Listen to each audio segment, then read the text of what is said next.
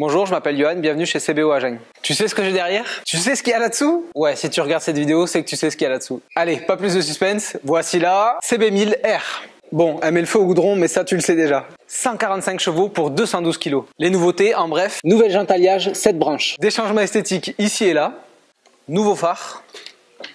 Et oui, c'est compliqué d'améliorer quelque chose qui est déjà proche de la perfection. Elle est déclinée en deux versions, la standard et la Black Edition. Celle-ci, c'est la Black Edition, avec un degré de finition au top. Un magnifique saut de vent, un capot de selle et le quick shifter. Les caractéristiques techniques, il y en a plein. Si on allait plutôt voir ce que ça donne sur le bitume.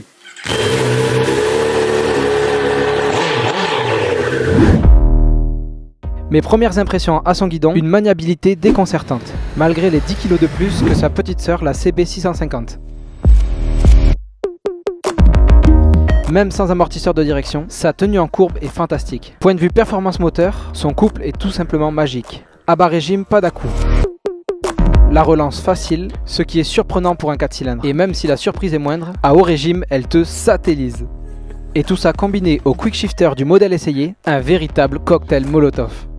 Sans quick shifter d'ailleurs, parlons-en. La prise en main, enfin au pied, se fait très facilement. Tu l'as compris, un confort absolu pour la conduite, de multiples possibilités de réglage sur la sensibilité. Une fois que tu y as goûté, tu peux plus t'en passer. En bref, la CB1000R, c'est l'étendue du savoir-faire Honda, qui arrive à combiner sportivité, agressivité et le côté old school. D'où sa classification Néo Sport Café. Point de vue esthétique d'ailleurs, un éclairage et une signature LED franchement réussis.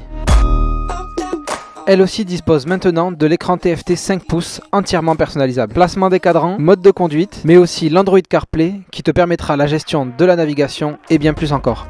Point de vue freinage, double disque hydraulique à 310 mm, étrier 4 pistons. Bon, si tu piges rien, c'est pas grave, sache que c'est précis, ça freine fort, il y a tout ce qu'il faut pour arrêter cette bête. Quoi dire de plus, cette moto est parfaite. En même temps, c'est écrit dessus, hein.